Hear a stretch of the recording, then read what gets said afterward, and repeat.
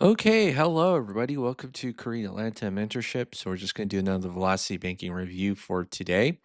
So do you feel stressed? According to Duke University and a lot of other media sources, many Americans are stressed. Well, actually, CNN. 71% of Americans identify money as a significant cause of stress in their lives. Further, 76% of households live paycheck to paycheck, and credit card debt is growing. Oh no. Okay. So, this is what we're going to do is we're going to eliminate all of our debt so that we can live a stress-free life with something called velocity banking. So, what is velocity banking? All it is a debt payoff strategy where you throw all of your money into debt, which means you're not going to save anything, okay? And so you have the same expenses, the same income, and let's go ahead and copy these expenses. And if you take a look right here, okay, let's take a look. You have credit card one, two, three, student loan mortgage. In your expense breakdown, you have to list every single debt that you have along. And in this last line item right here, I always just like to kind of combine my general expenses that I have to pay for. So this is what we're going to do. We're going to assume we have access to a line of credit. So, what is a line of credit? It's a financial tool where you could borrow money, pay back, and then use it over and over again, right? So, this is my home equity line of credit. What's a home equity line of credit? It's you get a line of credit and you offer your home equity as collateral. Okay, home equity as collateral. Right. Now, you see the 280,000, what does that mean? It means I can go on my smartphone app or the website, click a button, okay? Click a button, and then it could dump $280,000 into my checking account, cash, and then charge me a 7.5% interest rate. So let's assume we have access to a $100,000 home equity line of credit. Now, I know some of you are thinking I'm insane, right?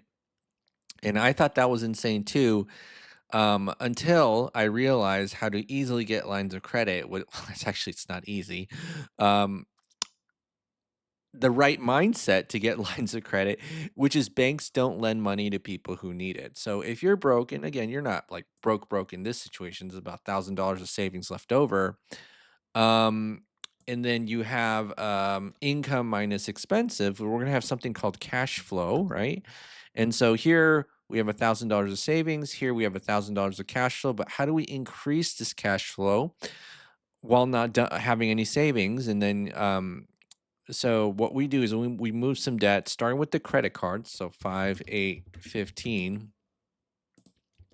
And so that's 28,000. And actually, we don't even need a $100,000 line of credit. I just put $100,000 because it's a nice big number. We're gonna put $28,000, do a balance transfer into the line of credit, and guess what happens? Oh my goodness, these payments go to zero, and we literally increased our cash flow without doing anything. And then we take the next step, which is putting the entire $5,500 into the line of credit.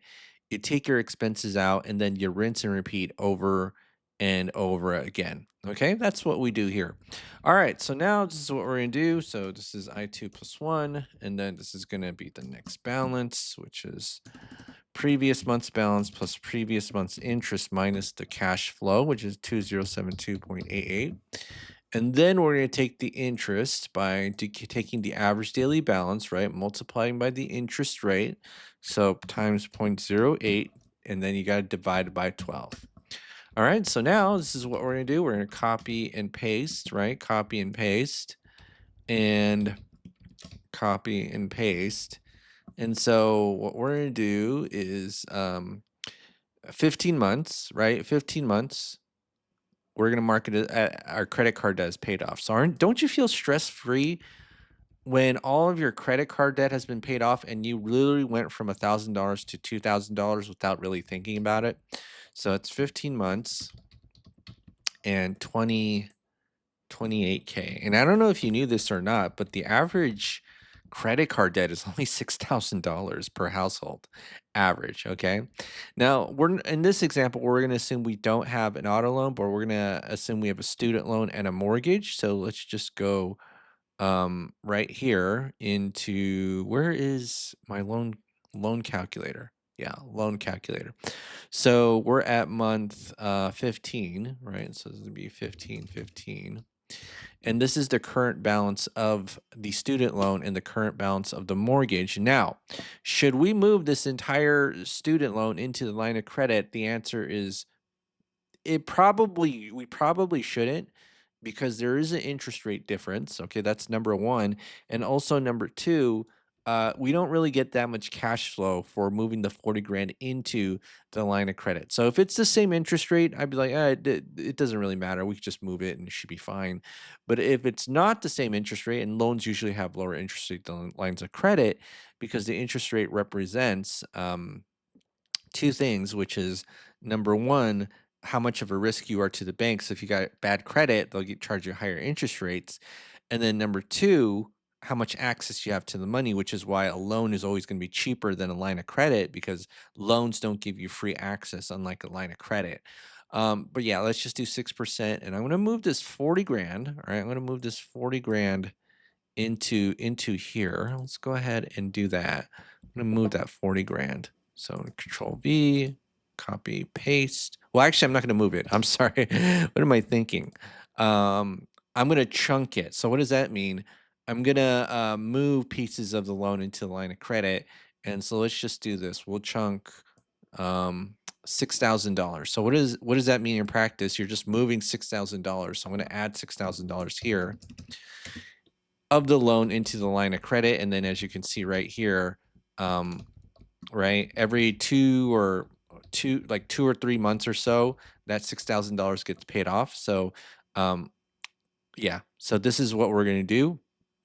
And even if you use like a 30% credit card, which I don't recommend that you do, it's a relatively safe method of paying off the debt, and resistant, not like super resistant, like 100%, but very resistant to interest rates. So let's pull out the Velocity Banking Calculator to determine easily how long it will take for us to pay off the student loan.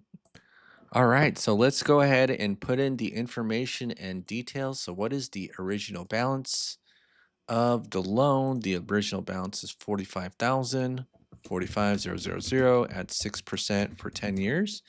And what's the payment amount? It is 499.59, 499.59, and the interest rate is 8%. And what's our income? I believe is 5,500. And what's our expenses? It's everything except for the loan we're trying to pay off. So I'm just going to do this right. Actually, it's just 2927.53. Sorry. So 2927.53. All right. So we'll do a $6,000 chunk. And then what's the current balance? The current balance is 40733.78. Whoopsie. 40733.78. All right, 1.4 years, not bad.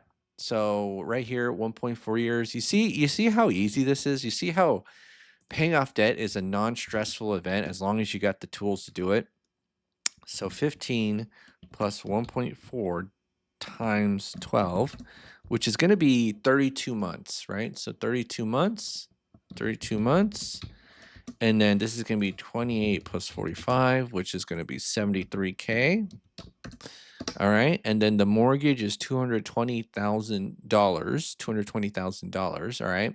So we got that. And then I just got to put in this right here, 32 months. Same thing, just do the same thing. Now this is going to be $2,000 of expenses, I believe. Wait, did I do that right?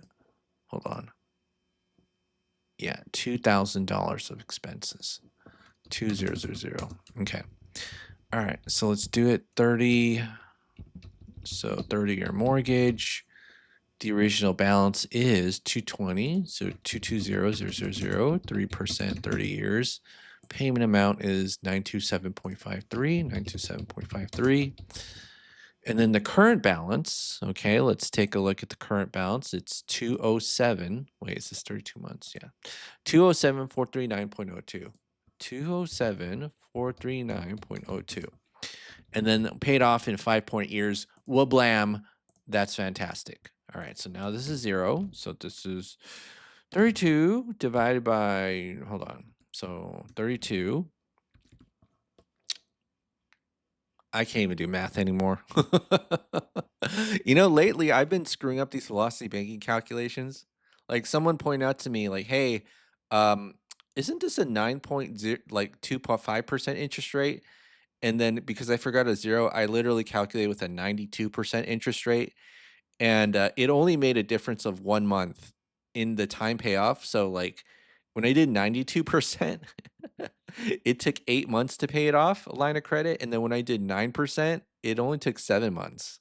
I was like, that's amazing.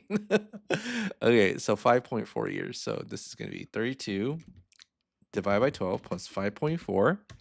All right, 8.707 years. And we are debt free and we are stress. Whoopsie, I can't even spell stress. Stress free. Stress free.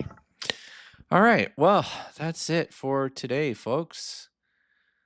I can't believe. Are you stress free too? Hopefully you are. And then all these go to zero. And then now you're going to experience what I call rich people problems. $3,500 a month of your cash flowing to you into your actual savings because you are debt free.